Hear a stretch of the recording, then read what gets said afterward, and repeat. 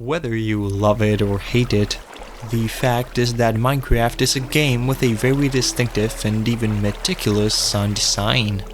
It stands as one of the most iconic musical identities in the world of video games, in large part due to the sheer contrast it presents against practically everything else in the medium. But that identity had to be made from the ground up by real people. Largely by, for example, C418, who was there from the very beginning when Minecraft was nothing more than a mere tech demo.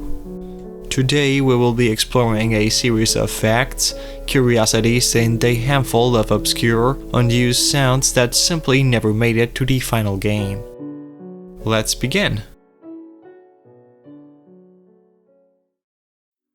At one point in C418's official channel, there existed a video made as a mock-up to show how the game would theoretically sound, and as he himself stated, this will be how Minecraft sounds if we do everything right.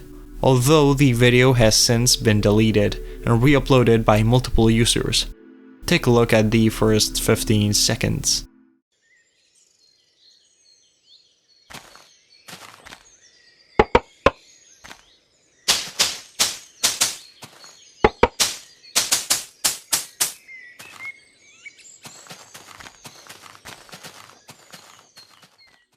Something very interesting about the video you've just seen is that there are birds chirping in the background, along with some other unused sound effects. These sounds were actually inside of the game, in the roaming.minecraft folder under resources and a folder called loops. These would be the birds chirping,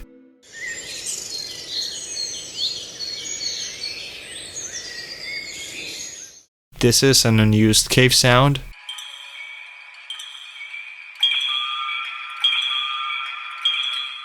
there were also some stuck sounding ocean waves, and finally a very loud waterfall, so headphone users beware.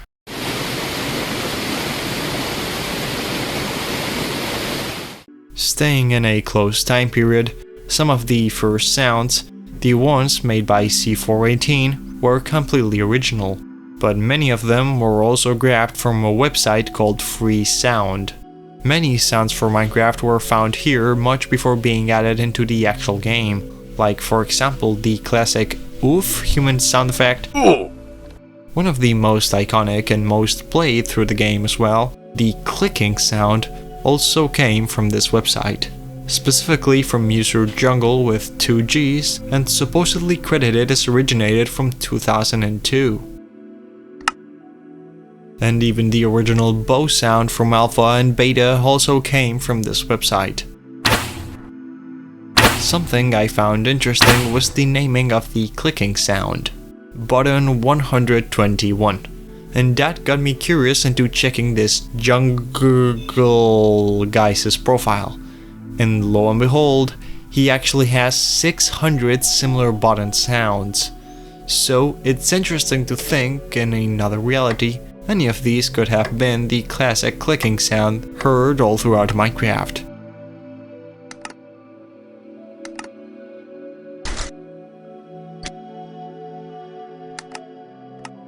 There are so many other sounds grabbed from many other websites, and a ton more from this one. So if you, for whatever reason, are interested in seeing where they come from, there is actually an official page in Minecraft.net dedicated to sound attribution. It will be linked down below, as everything I usually mention in these videos. The unused camera item from Bedrock and Pocket Edition has regular block sounds like if it was bricks or something generic, but it also has 3 unique sounds for taking pictures, which were never used again outside of this now deleted block. Take a listen. Besides the exclusive music for texture packs, which is pretty obvious, there were also original pieces of music composed for 4J's legacy console minigames. They were composed by Gareth Coker, the same person behind a lot of the mashup pack music, the Ori games' soundtrack, and much more. later being compiled into an album called Minecraft Battle and Tumble. There were a total of 34 tracks for the Battle and Tumble minigames, and 25 more for a different gliding minigame soundtrack, which released later. Surprisingly enough, they are all actually in Spotify, at least as of June 2026, because Spotify sometimes just takes things down. But wait, because arguably some of the most iconic songs are missing here. There were 4 more battle minigame songs that played for the free maps: the Cavern, the Cove, and the Crucible, which if you played this version, they clearly were the most played and the most iconic. And any other map that didn't have the 34 Gareth Coker songs actually had different music that isn't nowhere in the Spotify release. Take a listen and see if you actually recognize any of these songs.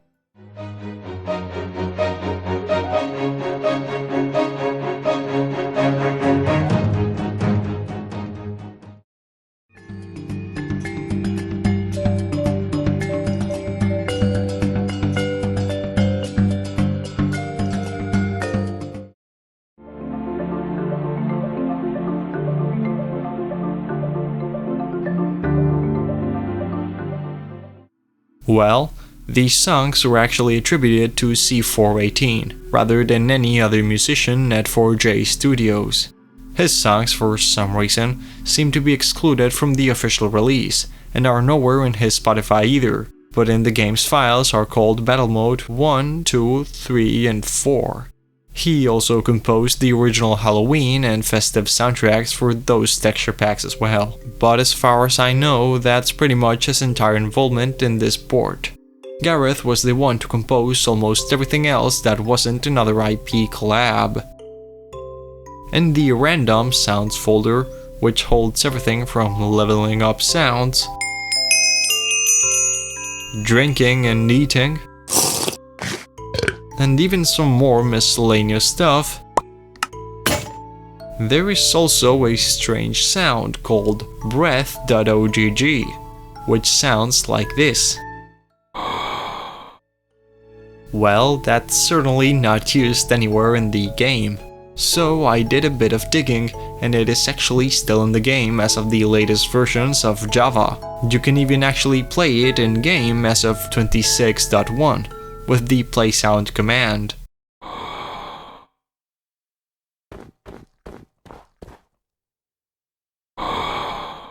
Well, despite finding multiple bug reports on it, I've pretty much found no reliable source on its actual origin.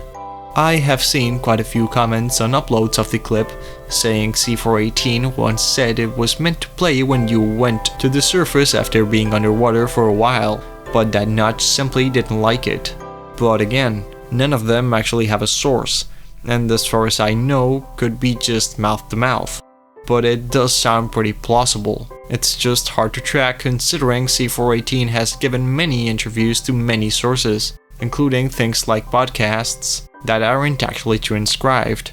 It also reminds me of the Blaze's breathing sound effect, although they don't really match and are just pretty similar.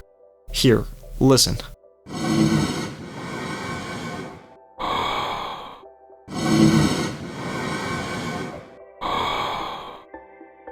Minecraft simply does not play cave sounds or ambience randomly. It has an entirely hidden mood meter that tracks how long the player has been in the darkness. The mood ranges from 0 to 100, and the darker your surroundings get, the faster the meter will keep rising. This meter updates every single tick, what basically is 20 times per second. The system doesn't just react based on what's directly on the player's position, and instead actually works based on the general amount of darkness nearby, this being about 17 blocks far away from them. You can actually view this meter with the F3 menu, although in the latest versions you actually now have to manually toggle it with F3 and F6, but it works just like I explained. I'll speed up this gameplay so you can tell more easily, because it builds up pretty slowly, but as you can see, the more you are in this straight darkness, the higher the meter goes. But if you get close to lava, for example, with all the light it creates, it very rapidly just comes back down again. I also tested whether a higher tick speed changed something, but there seemingly is just no difference.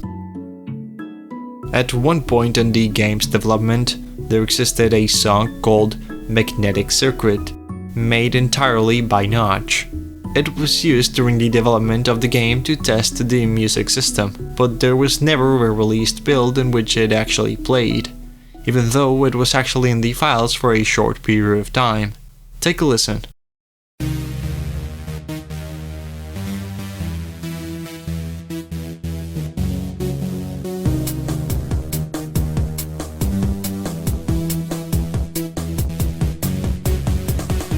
As far as my knowledge goes, this is the only song fully composed by Notch in the game.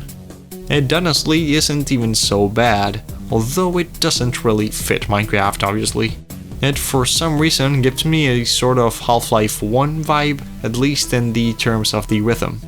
Around the halfway point, a voice is also heard saying Mojang specifications, which would presumably be Notch himself speaking.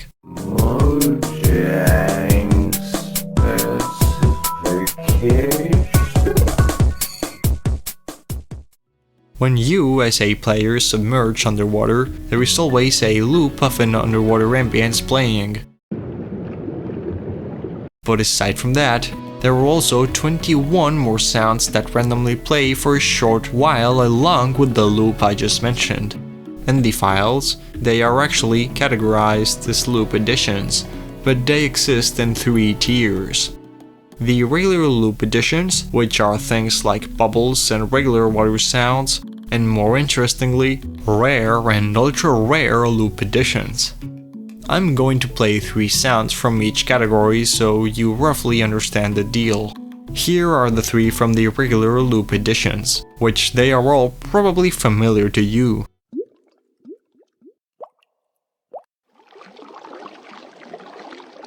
Now 3 of the rare loops.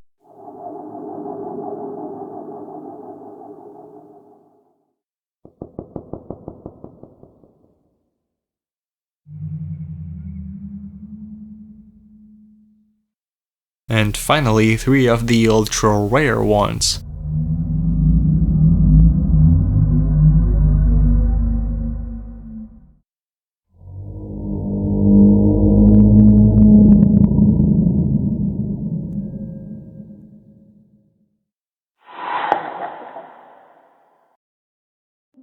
There exist 4 different sounds intended for the Silverfish moving. They are stored under the mob folder, along with the regular squeaking. These are called steps and sound very strange. I think it's safe to say that they were removed because they simply did not fit. In any case, I think they could play at a very low volume, but still, with all the noise they already make, it's kind of unnecessary. While this is an extremely well-known thing, I have to mention it before any of you jumped to the comments very eager to point it out. A spectrogram is a way to visualize sound different from a regular waveform, which is often the default for most sound-related programs, and looks something like this. Let's use Audacity, an open source program, to demonstrate this. If you right-click a track and select the spectrogram view, everything gets jumbled into different colors, ranging roughly from black, purple, orange, and white. Well, if instead of this other example I chose, we select the original audio for the cave sound numbered as 14 in the files, which, by the way, sounds like this.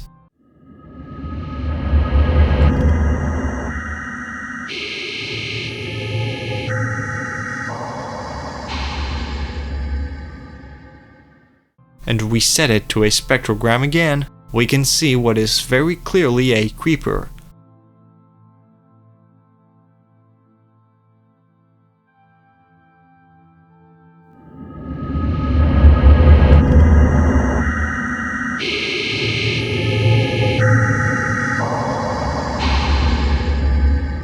which as you can see is at total sync with the type of sounds the audio is actually playing.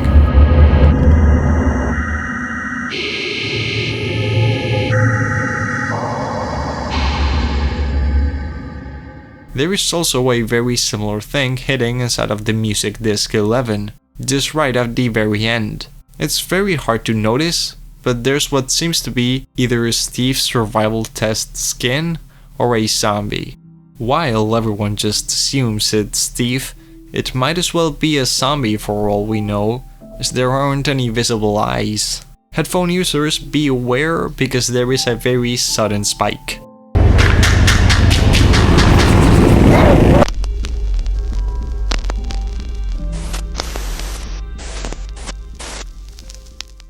Also, if you look closely, there are 5 numbers right after the Steve head.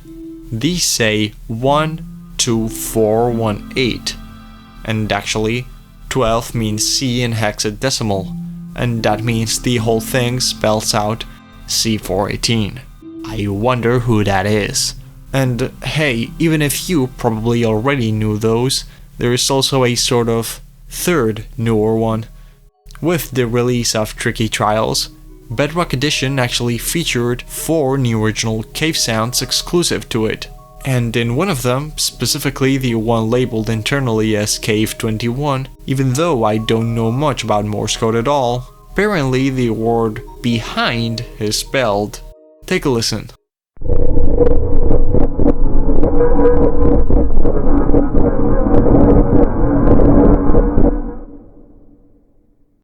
It seems to be correct, as proven by multiple people who have posted about it online.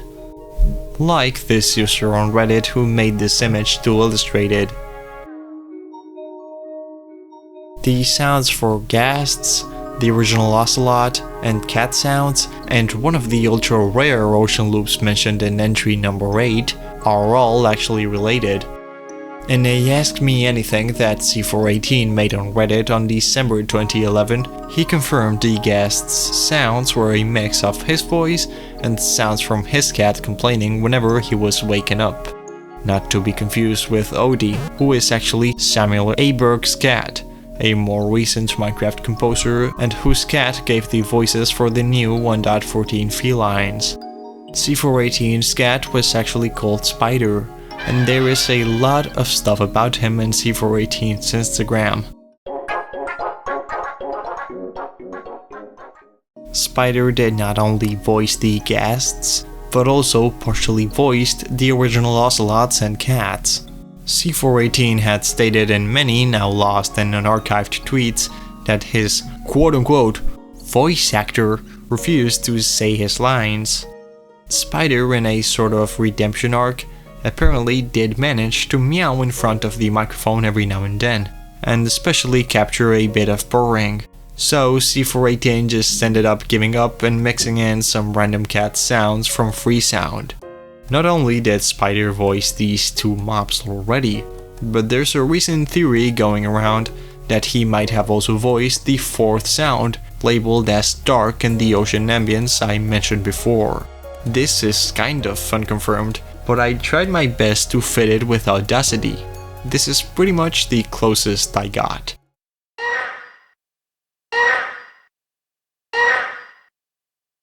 I know it doesn't quite match any ghast sound, but I somehow feel it is in fact related like some other people suggested. It reminds me of the affectionate scream sound that goes unused if that's anything to go off. And also, before we cut to the next entry, on this AMA which I dove deep in for this video, I found this gem of a 15-year-old comment. I have the humor of a toddler. The creaking hearts actually have a very quiet sound that plays whenever they are active and within 6 blocks of logs. There's 4 different sounds and they are actually very hard to hear normally, so I increased the volume a lot.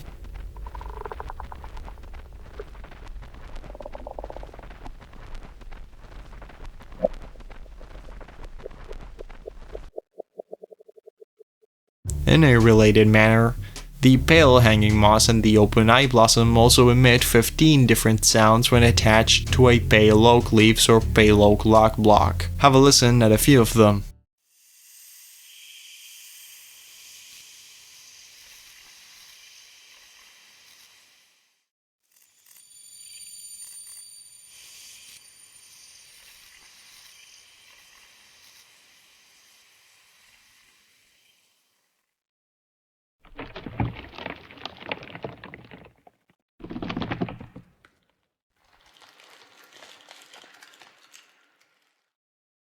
Both these sounds for the creaking heart and the pale moss are just labeled as eerie sounds in the subtitles, so if you ever see that in the pale garden, now you know what is actually triggering it.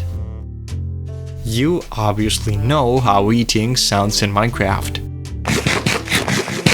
Well, if you ever made a mod, you probably know that edible items can be adjusted to take more or less time to consume, and the sound for eating is actually generated procedurally.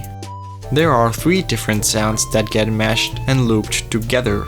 Take a listen at the 3 of them separately.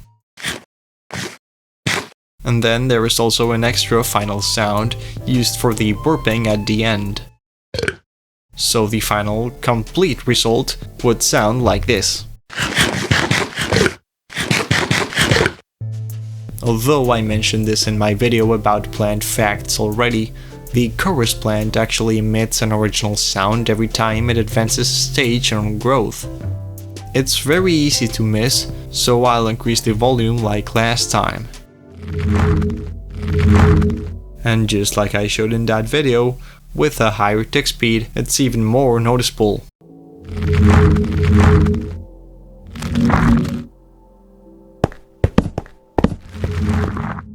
There's something very weird regarding how grass, dirt, and gravel sounded in beta Minecraft and everything before it. Sometimes when you were mining, you might hear echoing sounds in the distance of what seemed to be blocks being broken, but in actuality that was just the footstep sound. Before the release of the full game, footstep sounds for gravel and grass were this crunchy sound file, which was also used for the breaking of the same block type. This makes it so, without seeing it directly in game, an animal just walking through the world sounded the exact same as if a player was breaking blocks near you. But this was just a really bad choice of sound design.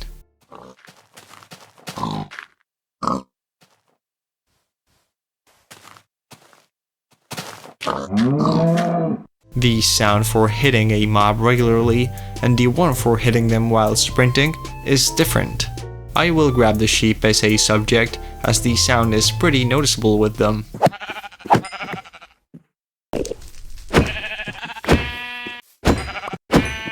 This is triggered due to the entire knockback mechanic, but that's something entirely different I could have a very deep dive in for another video. The squids also have a few sounds that often go unheard. They have 5 original sounds for swimming,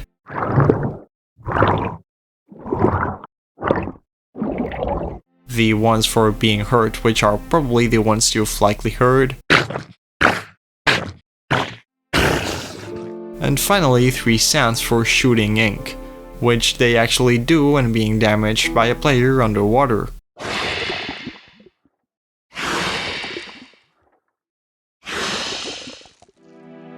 In 2021, C418 appeared in a podcast of 20,000 Hertz, a popular podcast about interesting and well-known sounds.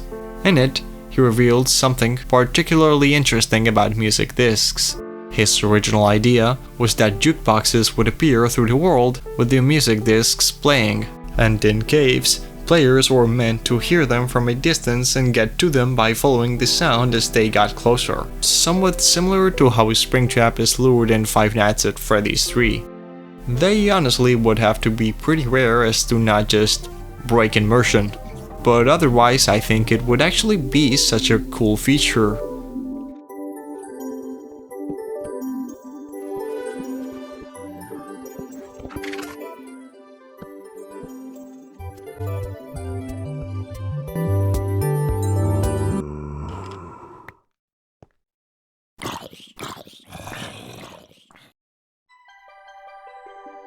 Well, holy shit. We just reached 10,000 subscribers about 2 days before the upload of this video. I seriously did not expect the channel to grow so much in like, what, 2 months? Barely. I already did a batch of videos which are now deleted. That was pretty bad. I think having a chill, like a relaxed channel, something you can put in the background, enjoy, learn, relax to, that's kind of my thing, you know? And I'm also using this segment as an excuse to show you pictures of my little Carbs, my cat, because I also might actually exist in real life and not just be a monochromatic Minecraft skin. Thank you all so much for having spent an incredible 65,384 hours of your lives listening to my shitty Spanish voice imitating American accents while talking about Minecraft. It's been a very wild ride and I can't wait to keep making videos. But that's gonna be all for today. So again, thank you all so much. I'm very happy. I'm very proud of myself, and even though I barely have time, I want to keep making videos and providing the best content for you all. I'm going to have to cut it now, so adios.